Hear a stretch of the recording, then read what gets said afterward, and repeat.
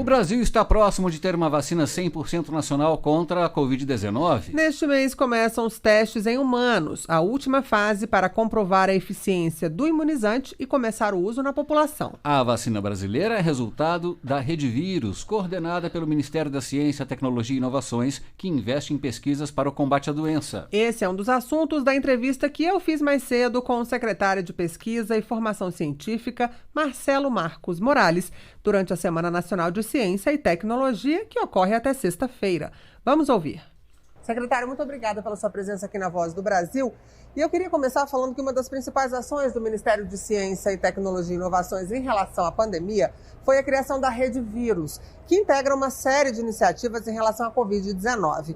Uma delas é financiar a criação de vacinas contra os vírus 100% brasileiras. Como é que estão as pesquisas em relação a isso? Bom, primeiro é uma satisfação falar para todos das iniciativas da Rede Vírus e MCTI.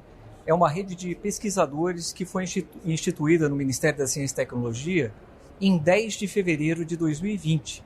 Essa rede de especialistas norteou todas as ações de enfrentamento da Covid-19 pelo Ministério, e uma das sub-redes é a rede de vacinas. A gente investiu lá em fevereiro de 2020 em 15 estratégias de vacinas.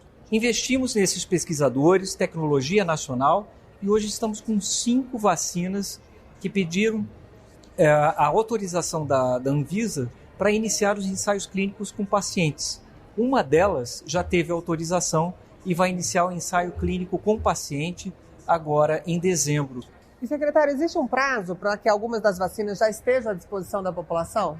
Então, agora a gente venceu uma etapa muito importante do desenvolvimento da vacina, que é o desenvolvimento das vacinas, o insumo farmacêutico ativo. É a pesquisa em animais e a produção do insumo farmacêutico ativo. Agora a gente está na segunda etapa, que é o teste em seres humanos. Então a gente tem que fazer o teste de segurança, que a gente chama de fase 1 e 2 em seres humanos, e depois a fase 3, que é com milhares de pacientes, como dose de reforço nas pessoas já vacinadas. Então aí vai levar uns 6 meses para a gente chegar com uma vacina nacional que pode servir de reforço e também ser utilizada em outros países, e o Brasil ajudar outros países, como, por exemplo, que a gente está vendo, países da África que não têm uma vacinação tão avançada quanto a nossa. O Ministério também investe em uma rede de sequenciamento genético do vírus, a Corona Ômica MCTI. Qual é a importância de se realizar esse trabalho de sequenciamento genético?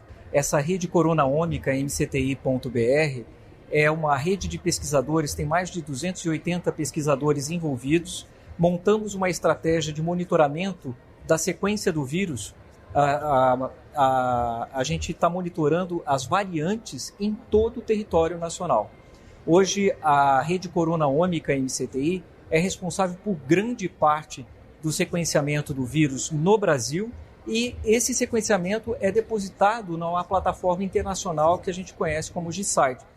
Essa plataforma internacional é importante para a cooperação do monitoramento da sequência do vírus pelo mundo inteiro. E a Rede Vírus MCTI, com a coronaômica.br, está monitorando, ajudando o Ministério da Saúde a monitorar a sequência do vírus e novas variantes. Isso serve de base para que outros cientistas façam estudos relacionados à Covid, do Brasil e do exterior? Isso é muito importante, porque a Corona Ômica não só faz o monitoramento das variantes, mas se é detectada uma variante nova, como por exemplo a Omicron agora, nós já recebemos esse vírus, estamos isolando esse vírus para estudar se ele está escapando do soro dos anticorpos de pacientes que já foram vacinados com as diferentes vacinas. Isso também é missão da Rede Vírus MCTI através da coronaômica.br.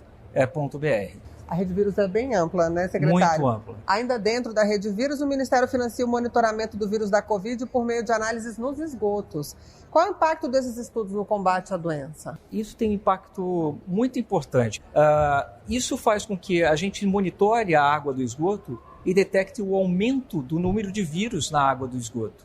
Isso mostra que a cidade vai ter um surto nas pessoas logo em seguida, porque as pessoas, ao ir ao banheiro e apertar a descarga, isso vai para o esgoto.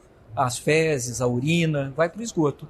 E isso, o vírus também está nas fezes, na urina, e é detectado no esgoto. E as pessoas vão ter sintomas alguns dias depois, e a gente detecta e prepara essas cidades que estão sendo monitoradas por surtos que estão vindo. É um trabalho fenomenal dos cientistas brasileiros. E, secretário, qual tem sido o investimento do Ministério nos projetos da Rede Vírus desde o início da pandemia?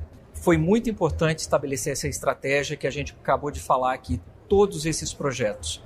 O governo federal investiu R$1 bilhão, sendo 600 milhões em financiamento para empresas, para fazer ventiladores, novas possibilidades de máscaras, os aventais e aparelhos que podem proteger os profissionais da saúde, que a gente chama de EPI e EPC, equipamentos de proteção coletiva e individual, mas tudo isso produzido com as empresas, esses 600 milhões, e 458 milhões para a pesquisa de tudo isso que a gente estava conversando aqui. E para 2022, os projetos financiados estão mantidos? Sim, nós já recebemos recursos para os testes clínicos para vacinas e também está apontado para o Fundo Nacional de Desenvolvimento Científico e Tecnológico, assim que for liberado o recurso no próximo ano, para o reinvestimento em todas essas redes que a gente acabou de conversar.